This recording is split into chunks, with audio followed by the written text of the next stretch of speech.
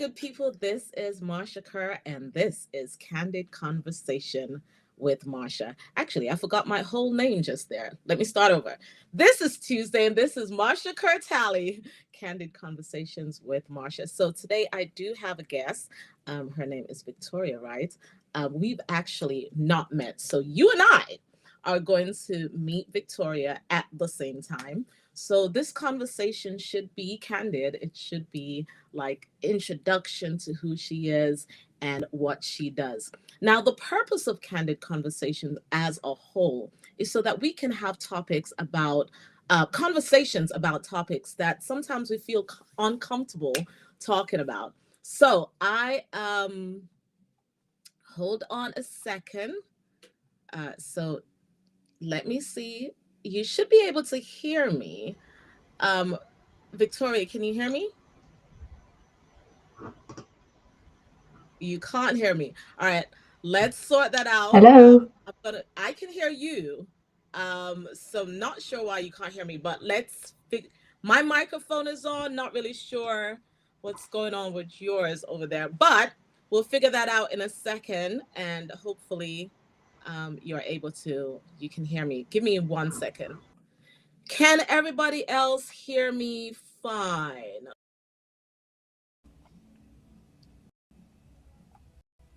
Can you hear me now, Victoria? Are you able to hear me? Let's see. Can you hear me? Still can't hear me? You Gotcha. can't hear me. All right, let me do the intro again and let's get started. Good to go. All right, so guys, if you are new to me, Candid Conversation is about us having conversations with different types of people I may know, people I've just met through networking, people I just, we vibe with. And we're having conversations about topics that usually we don't feel comfortable talking about, but we definitely need to talk about. So today I am going to sit down with Victoria Wright, and she is a women's health expert. So she deals with women's hormones, or wellness, and she also deals with medicinal herbs. So she's going to talk about how all of that can help us, like, as women, changing women. And by the way, let me just preface, I'm in my 40s, ladies and gentlemen, and things do change. I don't know if they told you, but they do change. So let me introduce Victoria. Let me bring her on. Also, if you can hear background noises, my neighbors are out. It's the Easter break. They're teachers, so they're out here just wilding out. So please give any barking or background noise you may hear. So Victoria, hello. Hello. Hello. So tell us about you. Who are you? Introduce yourself. Okay, so I am the ultimate geek, actually. So I was a research scientist for many, many years, and I was also suffering with a hormone-related condition called endometriosis, and I was in pain every single day.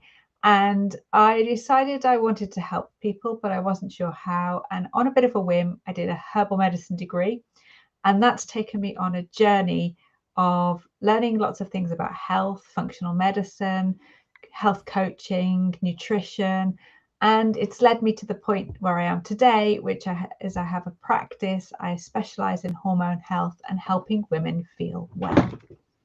So tell me about endometriosis. I've heard this term a few times. Mm-hmm. When should women expect this to happen? Does it happen at a specific age, or are there certain factors that contribute to it? And how do you deal with it?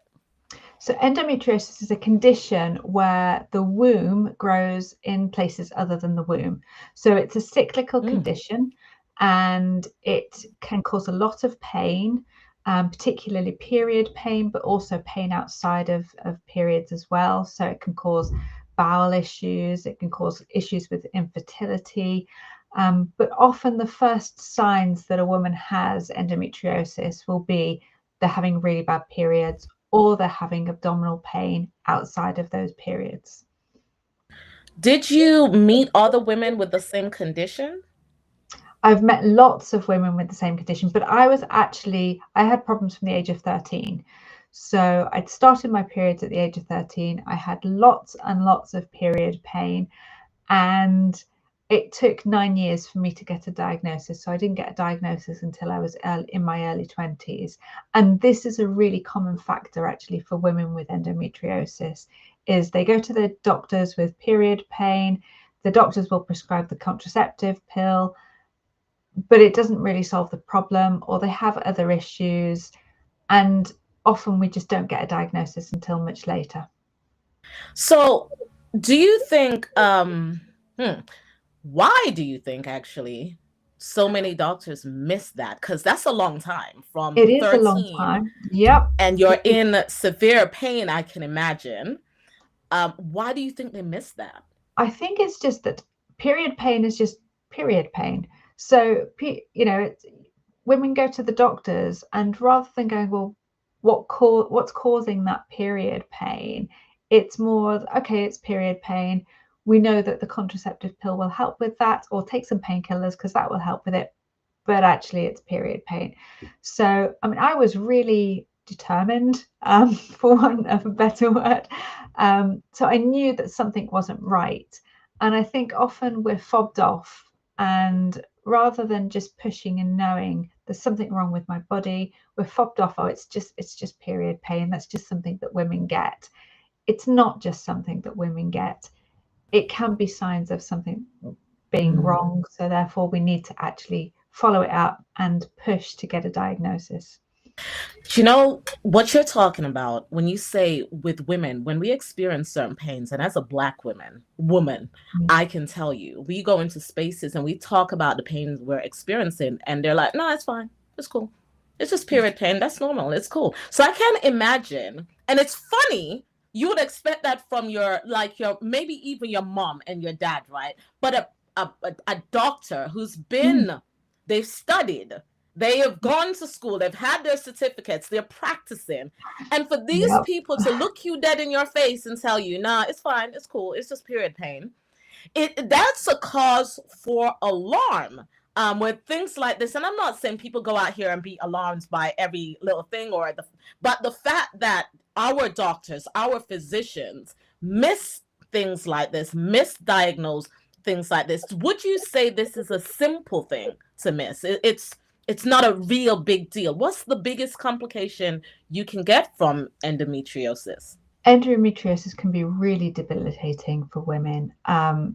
I mean, the pain is one thing, and having suffered from it for a long time, I had a cycle where I would wake up at 3 o'clock in the morning in pain, get up, and, I'd have to take the next day off work because I was just so exhausted. But it can also cause exhaustion. It depends where the endometriosis, the scar tissue is growing. So if it's growing on the bowel, it can cause bowel issues. It can grow in other organs as well, which is very uncommon, but it can be that severe.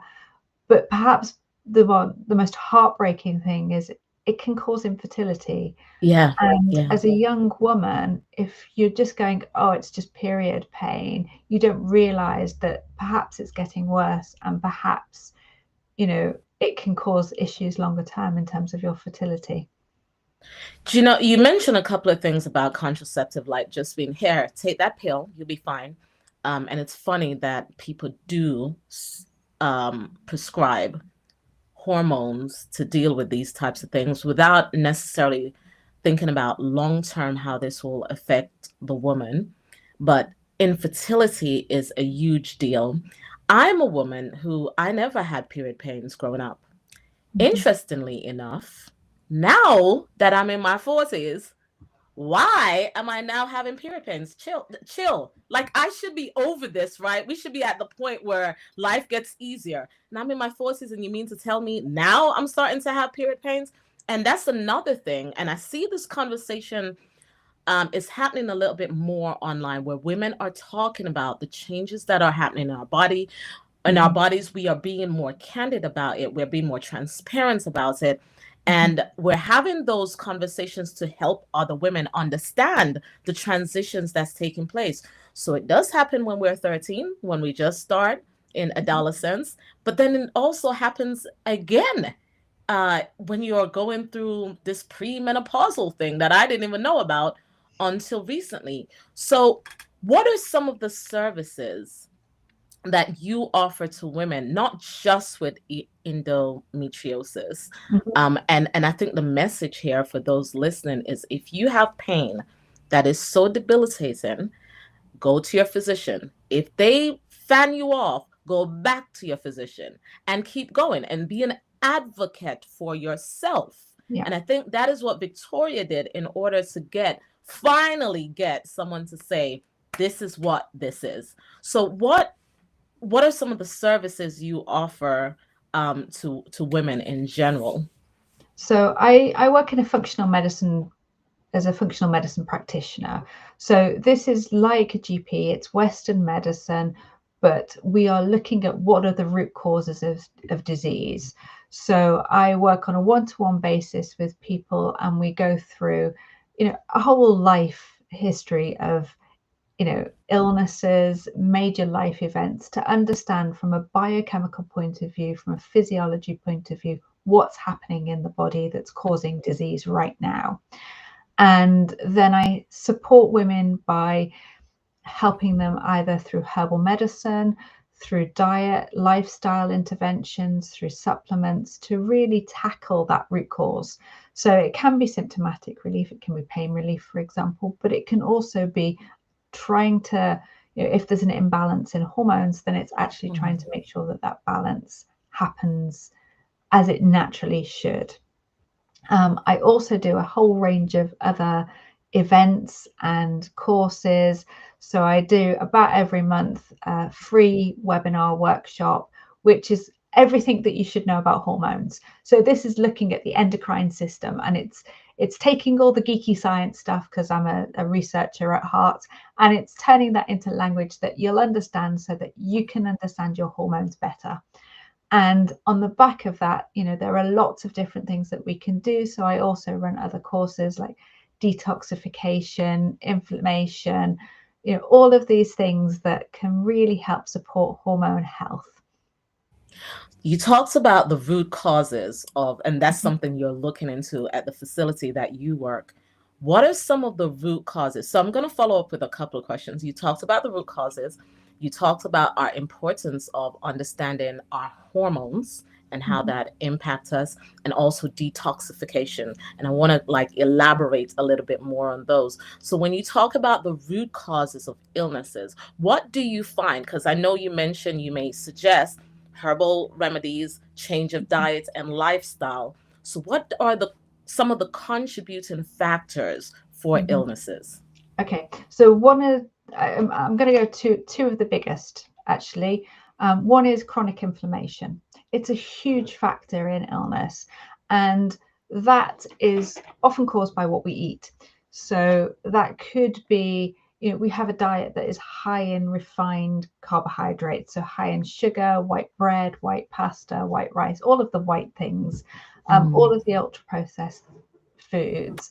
These actually can trigger low level chronic inflammation in the body, and over time that can be a major factor in terms of poor health. Another factor which we don't think about is stress. So from a hormone perspective, spoiler alert, one of the things that I often talk about is the fact that there is something called cortisol or pregnenolone steal. Now, cholesterol, it's a little fatty substance, you may have heard of it, is a really important precursor for all of our hormones, majority of our hormones. So whether it's estrogen, progesterone, testosterone, or cortisol, it starts with cholesterol. Now, if you're really stressed out, then your body is producing lots and lots of cortisol. And that means there isn't any cholesterol level left to produce the estrogen, to produce the progesterone, to produce the testosterone. And so that's when you end up with a hormone balance. So stress is a really, really big part, or stress management is a really big part of living a healthy life. Then from a detoxification point of view, again, we're taking in lots of things in our bodies. We take in all sorts of different foods, But we need to make sure that our liver is working correctly in order to eliminate those foods. But also, if we have excess estrogen, for example, and this is really important as we start to get older, making sure that our liver pathways are working properly means that actually we can eliminate the excess hormones that we don't need in the body. So when we're having those hormone fluctuations, we're having estrogen fluctuations as we go into menopause and perimenopause, actually supporting the liver is going to be really important, because that helps you to get rid of that excess estrogen and then help temper some of the symptoms. And they're just three different, really underlying factors that are important for lung health, but important for hormone health as well. So what I heard is, one, refined sugars, fatty food, the wrong fats, because we need good fat. Yep. But all the white bread, all the highly processed foods, they do cause illnesses, or they are a factor. Now, you always hear somebody say, well, my person, blah, blah, blah, blah, blah, and they live till blah, blah, blah. Okay, cool. But the reality, there are always anomalies, correct? There are always anomalies. But for the most part, if you continue eating refined sugars and all of these highly processed food, you are putting yourself on a path towards illnesses. Now, no one's saying we're guaranteeing that's what's going to happen, but you are increasing the probability of that happening. Exactly. Whereas we want to reduce the probability of that happening. Exactly. Additionally, our stress levels, our environment really affecting that. And I know firsthand, I've talked about it many times on my podcast and my books. I talk about it a lot. I triggered high blood pressure from stress. It was stress related, not my diet, not exercise, was from stress. Yep. And we talk about how stress kills, and we say it so lightly. But you are also saying that stress affects our hormones. Yep. And then our hormones are going to contribute to us being on that path towards ill health. And we have to find ways to build up our liver. So now it brings me to, one, how do we support our liver? How do we do that? Because a lot of times when we don't really think about our liver, especially if we don't drink alcohol and things like that, so we think we're good. And before I even get into that, there are two different cholesterols that I know about. Yep. So we have the good cholesterol, and we want more of that. And I know you can increase your good cholesterol through exercise. I know you can do that. And that good cholesterol can clean out some of the bad cholesterol.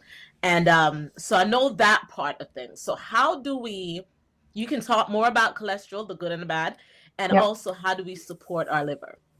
Okay, so cholesterol, like you said, we've got two, we've got good and we've got bad.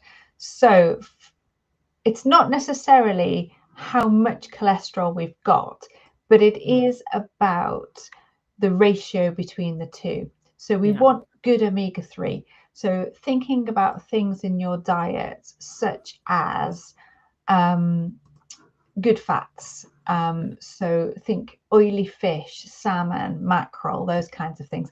Olive oil, particularly a really good quality extra virgin olive oil is really important to get into your diet. Things like avocado, nuts, seeds, all of these things are really, really important in terms of improving our cholesterol levels. Now, thinking about our liver, so I see a lot of people talking about, oh, I'm going to go on a detox. And they think that doing a protocol, which is probably going to be really expensive for a short amount of time, is going to be the thing. Yeah. But actually, it's about long-term, what you need in your diet in order to be able to support liver function. And there are a couple of really interesting nutrients. So one is glutathione. Glutathione is an antioxidant, and it's really abundant in the body. So there's lots of it in the body, and it helps the liver to regenerate itself. Now, again, this is found in avocado, but it's also found in things such as asparagus, spinach, broccoli, lentils. I often say that, as we get older, broccoli is your friend. So think cruciferous vegetables. And the other reason why broccoli is your friend is that it also contains something called sulforaphane. And sulforaphane helps to regulate liver enzymes. And it helps with that detoxification process as well. So, basically lots of cruciferous vegetables, lots of lentils, lots of spinach. These kinds of things are really, really important to help support the liver longer term. So essentially, we want to detox through the foods we eat. So, you had mentioned some people like wanting to pay for expensive protocols, pay for expensive systems or products to help with that detoxification. And some people, I've heard physicians say this, you don't need to detox. Your body will do it by itself naturally. Do you agree with that statement that you don't need to detox? And in what context do you agree? So I think that's absolutely right. The body detoxes every single day. So the liver goes through its detoxification method, if you like, every single second of every single day. That's its job. And what we need to do is to help it do its job better. So as we get older, if we eat lots of crappy food, we drink alcohol, we're exposed to all sorts of things in our environment, our liver kind of goes, oh, do you know, I'm getting old, I'm getting a bit tired, and it won't necessarily work as well as we want it to. So actually what we're trying to do is just help it along. Now, these detoxification protocols, they can help in a short term, but actually what we really need to do is help longer term. We need to help it on a daily basis. So avoiding, a whole cocktail of chemicals in our bodies, and that can be from everything that we put on our skin, what we wash our clothes in our environment. Avoiding as many different types of chemicals as possible will help, but equally making sure we have the nutrients that we need to support that liver function. So the sulforaphane, the glutathione, we need also vitamin C as well. Having those in our diet will just help the liver on a daily basis. Yeah, so I'm doing a food and nutrition course right now. And so a lot of these things we're covering in the course. And it's really important when we talk about health and wellness and detoxification that we do it in a certain context, because someone will say, it's not important for you to detox, period. Well, whoa, you can't stop there. It's not a period. It's actually a comma. You need some more info. And it's like what you said, you have to support your liver in order to do its job. Lots of times when we talk about, be mindful of what we eat, be mindful of the chemicals we're exposed to, be mindful of this, people take things to the extreme. So there's a lot of guilt I find around eating. People feel, so if they're not vegans, for example, they feel like, well, which is the extreme thing for me, because some people, they will automatically like, I don't want to eat like that, so I'll give up. And then they just start eating whatever, continue eating whatever, instead of adjusting. And I think it's also very important to help people understand you do not need to be vegan to live a healthy lifestyle where you're supporting your body to do what your body needs to do. If your beliefs and your principles says you need to be vegan, then be vegan. But there are healthy ways of living and supporting your organs and the function of your organs that is not extreme. Now, what is extreme? It's like what you mentioned. It's extreme for some people because it's not normal for them to incorporate broccoli in their diets. It's not normal for them to say, hey, I need to consider what nutrients I'm getting out of this food that I'm putting in my face. It's not always normal for people to say this thing is edible, but it's not actually food. So And some things are digestible, but it doesn't mean it's food, because food means you're getting the minerals and nutrients that you need for your body to do what your body needs to do well. Mm-hmm. So what are your suggestions then, from whether it's from veganism, just a vegetarian, to a meat eater? What are your suggestions as far, because you already talked about the nuts and all of those things. What are your thoughts on how people should, like, practically include healthy ways of doing things? So I'm going to take you back. You mentioned earlier in our conversation about people say, oh, so-and-so, they lived until they were 90. Now, I often think about this. So my grandparents, my nan baked cakes at least once a week, if not twice a week, and my granddad lived on his cakes. They both lived until they were 90. But they made the cakes themselves. And I think it's coming back to that. It's, let's start with cooking food from scratch. And that doesn't need to be complicated or take a long time. You know, my style of cooking, I'm quite a busy person, is often putting some vegetables on a baking tray with some form of protein, chucking it in the oven for half an hour, and out comes a delicious meal. There are ways to do it that are quick and simple. Yes. But it is really taking it back to eating real food. Yes. Now, gosh, girl, you just hit that one right in the tummy, right there. Real food. Eating real food. All right. Sorry, go ahead. No. I was just thinking, you know, we talked about vegan and meat eaters as the two extremes. Both can be unhealthy. So you can have a vegan who is eating lots of ultra processed foods. They're not eating vegetables, and they can still be call themselves vegan. At the other extreme, you can have a meat eater who eats the majority of the things on their plate of vegetables, and they have a bit of meat with it, and that is really, really healthy. Yeah. And you can swap the two. Yep. So it's not about whether or not you follow a particular diet. It's about whether or not you're getting the right things in your body, and that you're eating enough vegetables, enough getting enough protein. Fat, actually, protein. You know, we talked earlier about, you know, the importance of high quality omega-3. You know, this comes from fish. Yeah. You can get it from other sources. You can get it from olive oil, from avocados, but you need it. So let's not look at whether or not a particular type of eating is better than another. Let's talk about food. That's my point here. And when I got, there's a bee in here, and I'm trying like chill. What's the bee? You know, I don't like the bees to are hurt great. any of these Lots things, of honey. but Lord. But that when we talk about real food, I get real excited about that, because it's super important for us to understand that whole food, cooking our foods, and it doesn't have to be extravagant. I'm not gonna lie to you. I don't like cooking. I don't.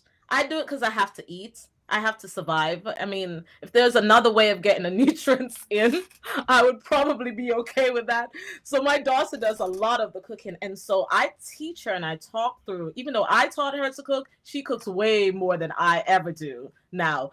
But I talk to her about what is needed, what we need in our foods for us to be healthy. So sometimes we may choose to eat a protein that is not just plant-based, but sometimes we may choose to eat a protein that is. And it's the guilt that comes around, and I feel that. And even when we talk about that energy and mindful eating, that energy too, that's another part. That energy too affects how our body relates and responds to food. Yeah. And we do have to be mindful about that. I think what you said, ultimately getting back to eating whole foods and cooking our foods, being mindful of what we put in there, not a whole lot of sodium because you don't need it, and be mindful of the fats. So you talked about extra virgin olive oil, using that because that's good fat. And we need fat in our diet. I know that sounds like a curse word, and it does sound like something that we shouldn't have, but we do need good fats in our diet. Going from there, how do you, because I know you are a medical herbalist. Mm-hmm. Talk to me more about that. Oh, that's a big question. Let's focus on one herb, because there's many herbs that we can talk about. So herbal medicine it's using plants as for their medicinal properties. So let's take liver. We've been talking about liver detoxification. Yeah. So there's a wonderful herb called milk thistle. Yes. And actually there's lots of research on it, and it's been used for more than 2,000 years. But the research now is showing how it can actually support the liver. It can actually help to heal the liver from damage due to toxins, inflammation, even liver cirrhosis. There's been studies on it. And what it does is it helps to regenerate liver cells. And using milk thistle, if you have, so I would use it with patients who, for example, maybe they have too high estrogen and they're considering the risk of things like breast cancer, then maybe adding in something like milk thistle into a medicine is a really nice way of actually then supporting that liver detoxification. So that's just one example of one herb. Yeah, that is pretty powerful. Now, just back up. I'm Jamaican, so I was born in Jamaica. And I also share this often because in Jamaica, the only medicine I knew were from the bush. We had a tea for everything. Mm-hmm. If this is hurting, go boil some tea. If that is hurting, go boil some tea. I have this scar on my forehead. I burst it when I was 6 years old. I fell on a brick and burst it open. And I didn't go to the doctor. They went to the bush. So happened I was in the country. I was born in Kingston, but I was in the country. And they got some banana sucker, part of the banana plant, and put it on there, stop the bleeding, and it healed up. And there's that. So but in the UK, it would be yarrow. So exactly the same thing would happen. And actually, it's the Latin name for yarrow is Achillea millefolium, and it's called Achillea because it's named after Achilles, because his armies would use it to stop bleeding from wounds. Stop it! Yeah. Stop it right now. It's funny, I've told that story so many times. No one ever knew, because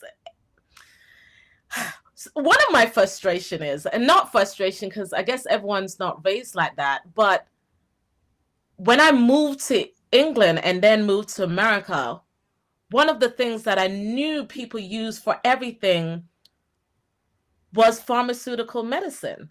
And then when you talk about herbs, they act like you're a hippie, like you're just weird out of this world. And now I'm okay with being called a hippie. I'm actually okay with it.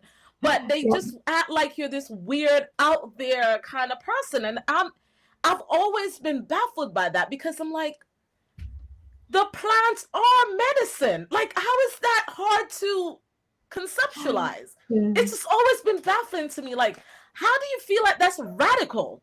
Yeah, it's literally medicine. Yeah, I mean, you want to try being a research scientist and then like doing a herbal medicine degree. People look at you as if you've got two heads. But actually, what I love is there's lots of wealth and history, but then you can look at the research and see how that proves that folk use even.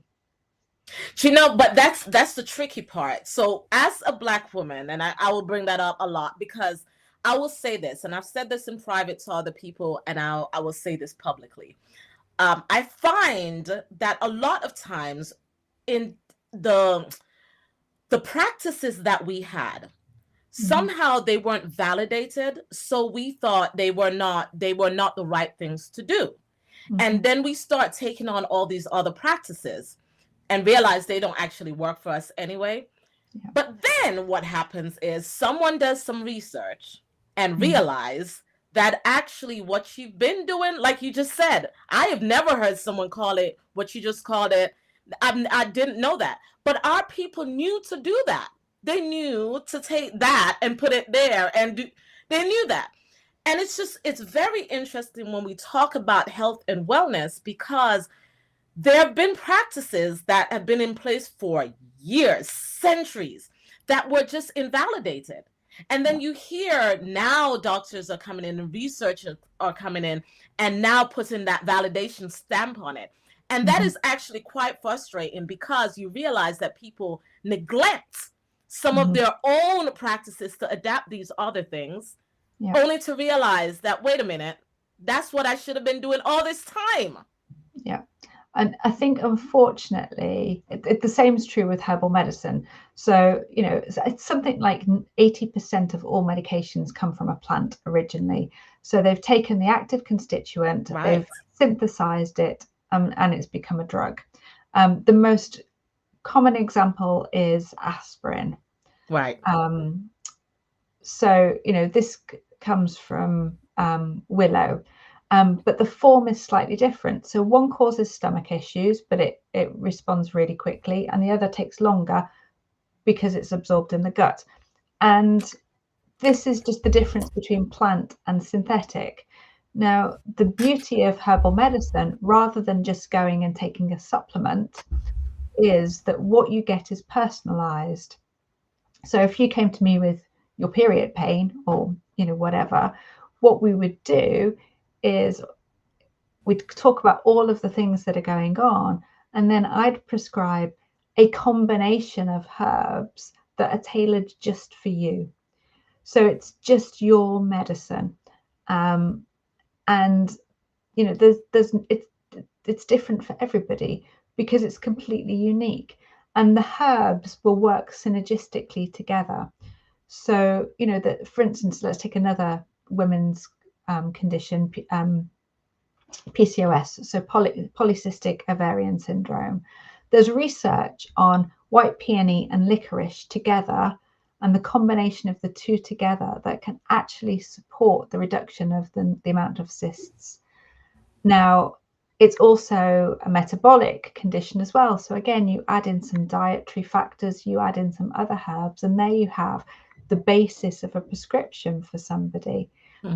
But there's research on the two herbs together. It's not about just taking one. It's about looking at how you can combine them all to make it greater than the sum of their parts. And also, it's understanding that our bodies are not all the same. I know people do like to perpetuate this idea that we're all the same. Our bodies are not. What's inside. I've started learning some things since developing high blood pressure, that actually certain medicines I can't take as a Black woman with high blood pressure. So when you have these conversations with your health practitioner, they need to understand your body. And like you said, what else is going on? And then I found out too, because you mentioned avocado. I have this book, and it suggests a lot of different herbs and medicines and food you should eat. And it recommended me not to eat avocado. I was flabbergasted. Like, what do you mean? What do you mean? Because, all the things you mentioned, avocado has, including the good fats. But it was one of the suggestions. It suggested not to eat animal fats. So make sure that my meats are lean and different things. But I think ultimately, when we are talking about alternative, no, I don't like calling it alternative medicine, herbal medicine. It's not alternative. It is the medicine. Herbal medicine.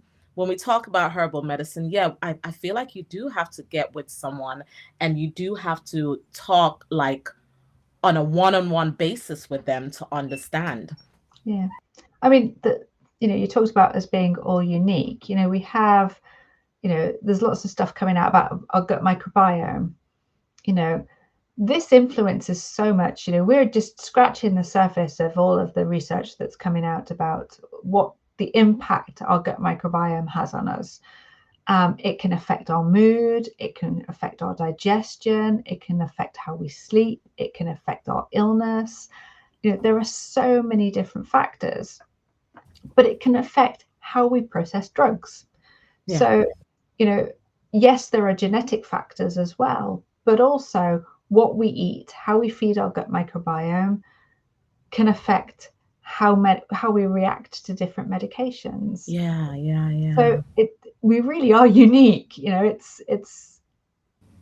I really, and that unique part, I would like us to stay on that a little bit longer, because I think it's super important for health for us to understand that being unique is not a bad thing. Like being different, us being different is actually quite obvious. It's obvious that we're different. So why do we have all these generic way of dealing with everyone when it comes to health and wellness?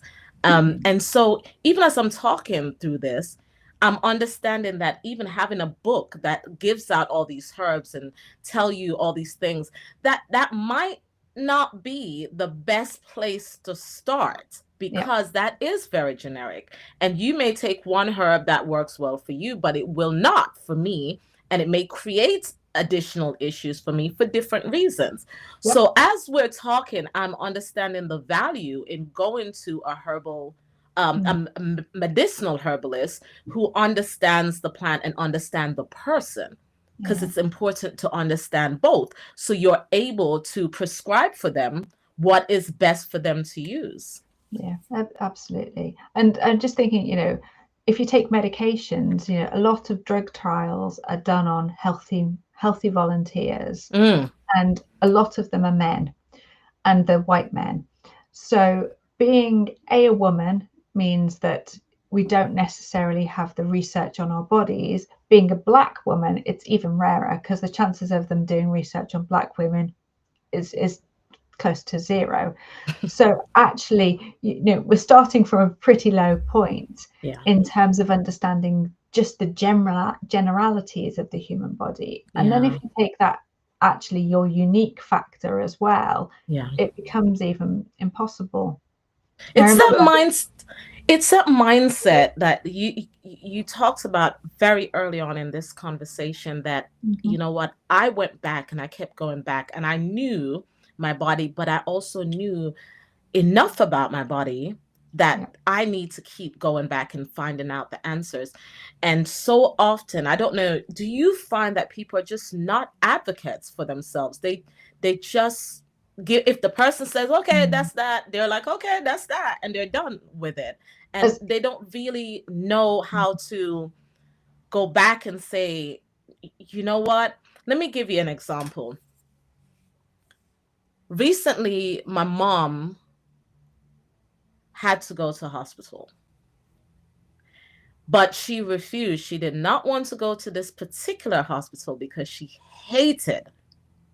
And for a person who is in pain, refusing to go to a hospital, knowing, you know, that here in, for those watching from America, here in the UK, you can just call the ambulance and they pick you up and take you to the hospital. That doesn't happen in America, for, just so you know, Victoria. It costs an arm, a leg, some teeth, and eyes. It costs a lot. But for her to, she can just call the ambulance and take her there. But she refused. She said, no, not going. Why? Because they kept ignoring her pain. They were not kind to her. They, you know, every time she was saying something, it's like, no, it's not that. And I think about that as a young woman, and I still can speak up and be assertive. But then you have people who are even much older. They are in these situations. Who is their voice? Yeah. So part of it is like this mindset of knowing that, okay, I need to get care. I need, I need to understand. So with her, I made sure I spoke to the doctor. I made sure I wrote down some things because I wanted clarity. So when I'm talking to my mom, and it so happens this particular doctor was so willing to share and educate me. But so often that doesn't happen. Unless you go in knowing specific questions to ask, you may not get the right answer at all. Yeah. And this is why I like educating women. This is why I do this free webinar. It's just, I love to just tell women, listen to your own bodies, and here are some facts about what's going on in your body so that you can understand. because, as a imagine me, 13-year-old girl, and here's this, ancient ancient man telling me it's all in your head, you'll grow out of it. I'm like, no, there's something wrong. And really trusting, and particularly when we get to, I'm in my 40s as well, and when you get into the sort of menopause years, all sorts of weird things start happening. Yeah. And there's also a risk that you'll go to a doctor and they'll say, oh, it's just menopause. Yeah. And it's like, actually, it might not be. So having an understanding about your body, knowing that you're doing the best for it, understanding what's going on from a hormone perspective, and then knowing and trusting this isn't right is really important, because then you can go and say, yes, I know you're telling me it's menopause. I know you're telling me it's all in my head. I know you're telling me it's whatever. This isn't right. I want to know what's going on.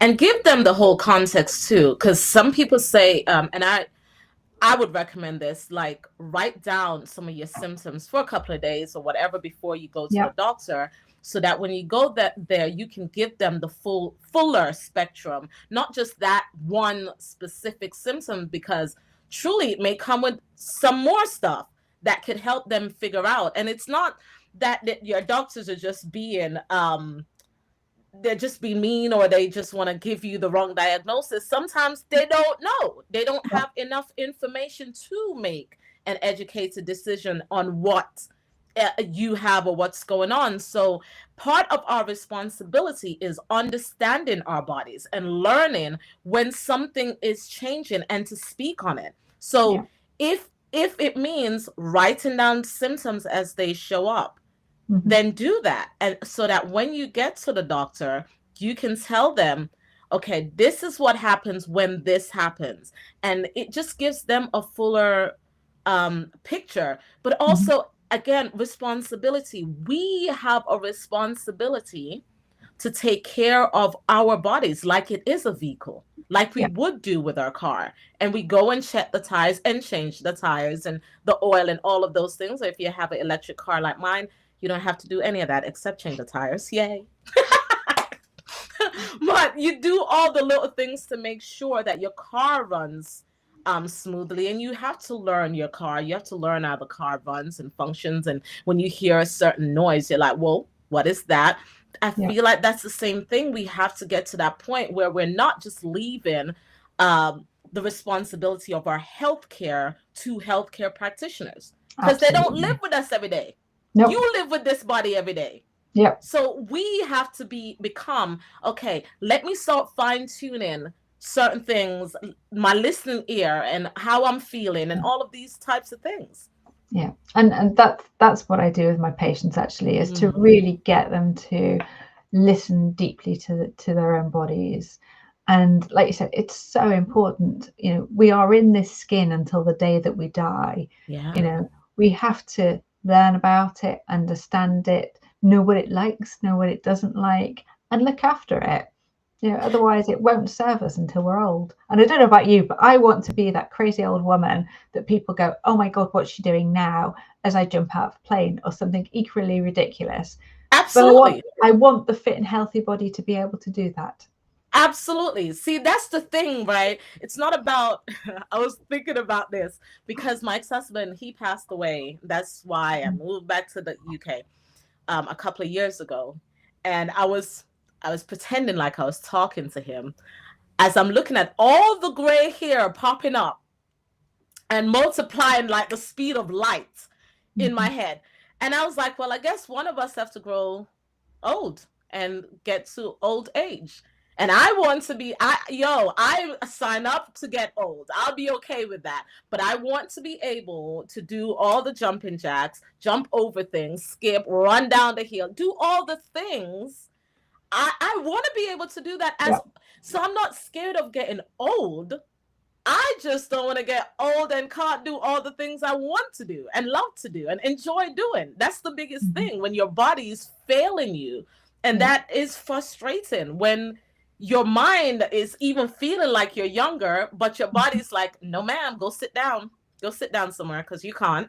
And now we really do have to take into I guess it's proactive measures. Proactive measures. For some of us, things might already be deteriorating and it's going downhill, but I feel like we still have a grace period to make some corrections and Absolutely. to allow us to live a quality life Mm-hmm. in this body. And I cannot stress it enough. I truly believe that we are spirit beings with a soul living in a body. This is our vehicle to experience the human experience, to travel this life as human.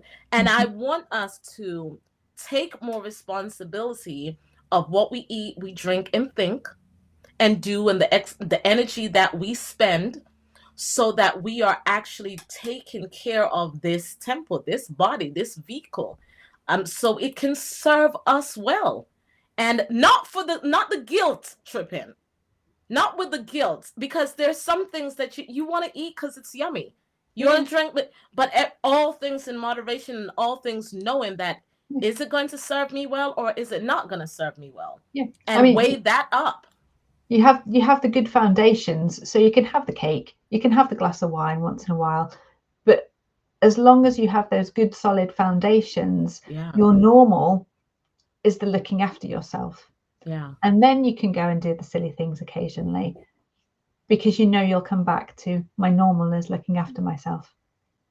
Tell me, Victoria, how, if someone, including me, wants to work with you, what is the process of doing that? Okay, I think the first thing is to come and have a conversation with me. It's not for everybody. The sort of women that I work with are women who want to take deep care of themselves, and they're willing to make change. Because if we're not willing, if you just want a pill, it's not for you. Sorry, not for you. But yeah, I offer a free 30-minute consultation, and this is just an opportunity to have a chat through any health condition you might have, anything that you're concerned about, and to see whether or not it's right to work with me. And I'm pretty honest in that if I don't think it's right, then I'll say so. There's no point in wasting your time and mine.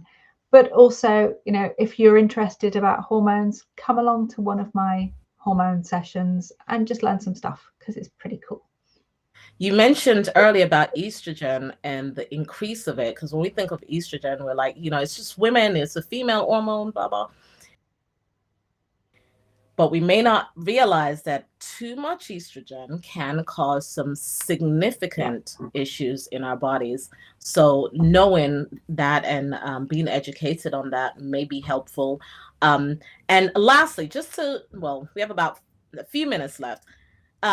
If you were to take away the stigma from medicinal herbalism, what would you say? How would you explain it to people where it doesn't feel like they're just, they're smoking weed? Like, because I feel like some people just think that's all.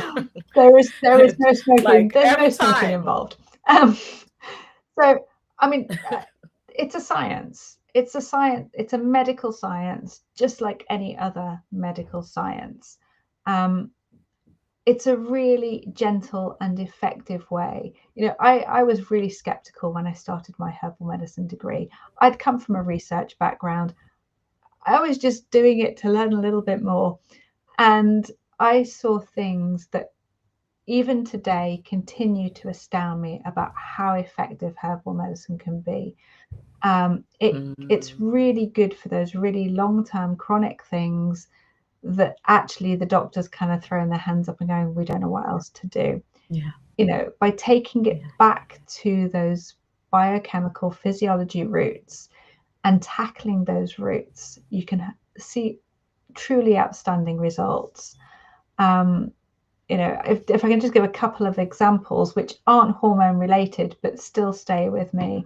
One was somebody who came into the training clinic with MRSA in an open chest wound after open heart surgery, and the wound was healing because of the herbs that he was taking. It was just truly outstanding. And again, working in a hospital in London, there was a herbalist who was working parts of the hospital, part of the dermatology unit, and seeing a young boy with eczema so bad, he was embarrassed to go into school because his face was all swollen and disfigured, and seeing that go through dietary changes, through herbal medicine, was just outstanding. And I'm not saying it because it's not a magic pill, it's not a cure-all. I'm not trying to be a snake oil salesperson. But I'm just saying stories that I've seen and experienced, which as a very skeptical scientist, I found really profound. And bringing that science into herbal medicine today, it's, yes, there are folk herbalists, but as I was saying earlier, there's research now coming out to really back up that folk herbal method. Modern herbal medicine is really grounded in science. I love what you said mostly about this being for long term, because so many of us are used to the quick fix and here's a magic pill. And that's what we look for. We like the convenience and we like the magic of it all. It happens overnight. But it's about lifestyle changes that include not just one thing. So I'm not just going to give you a bush and here, now you're fixed. No, additionally, you're going to have to change up some things in how you eat, again, how you think, the stress levels, how you manage all of this, that, and the other. It's the whole picture. That's what I really hear from this, that I resonate with. It's not just about, here's a prescription, go swallow that twice a day and peace. This is about the whole of you. All of you.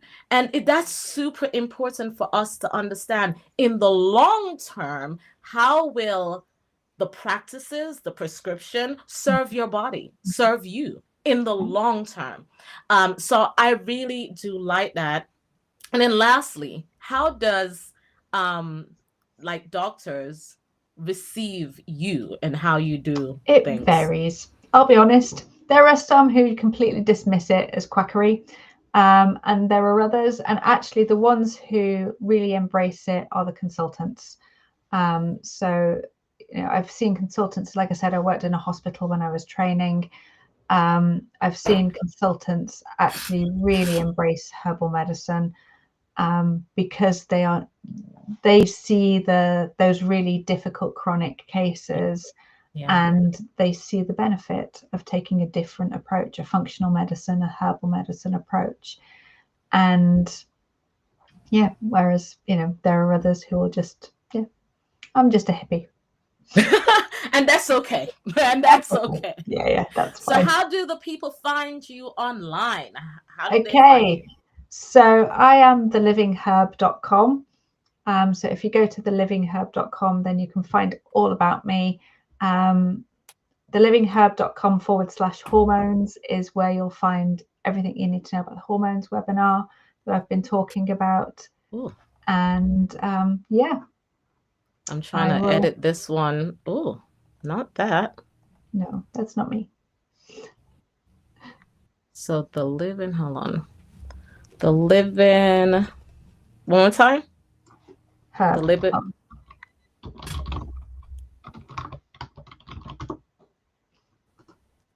There we go.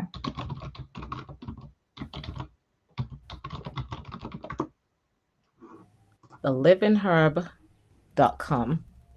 And then we have /hormones. Right on. Where did you go? There we go. Show. Cool. Okay. Livingherb.com. And you're also on LinkedIn, or are you on any other social media? Connect with me on LinkedIn. I am on other social media platforms, but I don't post as much there. But come on, if you're on LinkedIn, come and find me, have a chat. I'm always happy to have a chat with people because I just like it. It's fun. It was a pleasure having you today. Thank you so much for joining me. I really do feel like we should have a conversation after this about what you do and how it can serve me specifically. But yeah, thank you for your time. I really appreciate you. And I'm going to let you go and then finish up this podcast for Cool. the day. It's been an absolute pleasure. It's been lovely chatting with you. Thank you so much for inviting me on. You are most welcome. Have a fantastic day. Cool. Bye, Bye-bye. Victoria. All right, guys. So that was Victoria Wright, and you can find her on the livingherb.com or livingherb.com/hormones. You can also find her on LinkedIn, Victoria Wright. It was just a pleasure having her on here. And my goal is to definitely get people in here that can help us to improve our overall wellness. And when I talk about wellness, I'm not talking about just the physical aspect of us. I'm talking about our mindset. I'm talking about our personal development. I'm talking about how we spend our energy, with whom we spend our energy. And so I have an emotional wellness coaching program. The goal there is to provide you with one-on-one coaching, along with coursework that you can do by yourself to improve things like your nutrition and your fitness and your overall lifestyle. Because, like Victoria said, what we implement is about the long term. It's not a quick fix. It's not immediate. It's not a magic pill. So when you get a coach that can help you to see some of your blind spots, can help you with resources that you may need to help you to get from where you are to where you want to go in all aspects of wellness and health, that is super useful. So that is one of the services that I have available. And you can find that, you can get that information from my website, marshakurtali.com. And you can just go to the 6 weeks course that's available. And yeah, I am super happy about what is taking place in my community. And I look forward to hearing from you guys. Leave your comments, leave your suggestions. If you do want to reach Victoria again, just find her on LinkedIn or go over to our website. And with that, ladies and gentlemen, I am Marsha Kurtali. Make sure you subscribe to the conversation, and I will see you next time. Have a fantastic day. Bye.